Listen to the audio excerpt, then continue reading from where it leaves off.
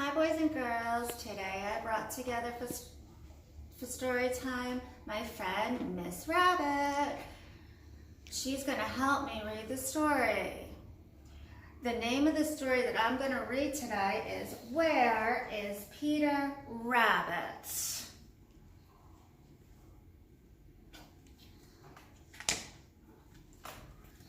Where is Peter Rabbit by Beatrix Potter.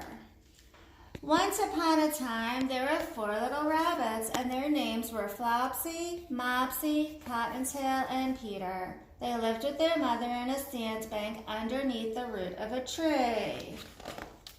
Now, my dear, said old Mrs. Rabbit one morning, you may go into the fields or down the lane, but don't go into Mr. McGregor's garden. Flopsy, Mopsy, and Cottontail, who were good little bunnies, went down the lane to gather blackberries. Mrs. Rabbit took a basket and her umbrella and went through the wood to the baker's. But Peter, who is very naughty, ran straight away to Mr. McGregor's garden and squeezed under the gate. First he ate some lettuce and some French beans. Then he ate some radishes. And then, feeling rather sick, he went around a cucumber frame to look for some parsley. Mr. McGregor jumped up and ran after Peter. Peter was most dreadfully frightened and rushed all over the garden among the cabbages and potatoes. Let's see. We have a few pictures to show you. Look what he found. Some shoes. Unfortunately, he ran into a gooseberry net and got caught by the large buttons on his jacket. Mr. McGregor came up with a sieve when he intended to pop over Peter. What's under this flap?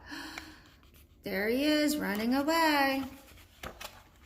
Peter wiggled out just in time, leaving his jacket behind him. He rushed into the tool shed where Mr. McGregor kept his flower pots and watering can. There he is. And one more. What's that? There's a snail. Presently, Peter sneezed. Achoo! And Mr. McGregor was after him. Peter jumped out of a window, but the window was too small for Mr. McGregor. He went back to his work. Peter tried to find his way straight across the garden. He came to a pond where a white cat was sitting very still staring into the water. There's the fish swimming in the water. Suddenly, quite close to him, Peter heard the noise of a hoe. Scritch, scratch, scritch, scratch. It was Mr. McGregor hoeing onions, and beyond him, at the end of the black currant bushes, was the gate. There he is, running away. Peter slipped underneath the gate and was safe at last in the wood outside the garden. He never stopped running or looked behind him till he got home. That evening, Peter didn't feel very well. His mother put him to bed and gave him a dose of tea. There's Peter not feeling too well. But Flopsy, Mopsy, and Cottontail had bread and milk and blackberries for supper.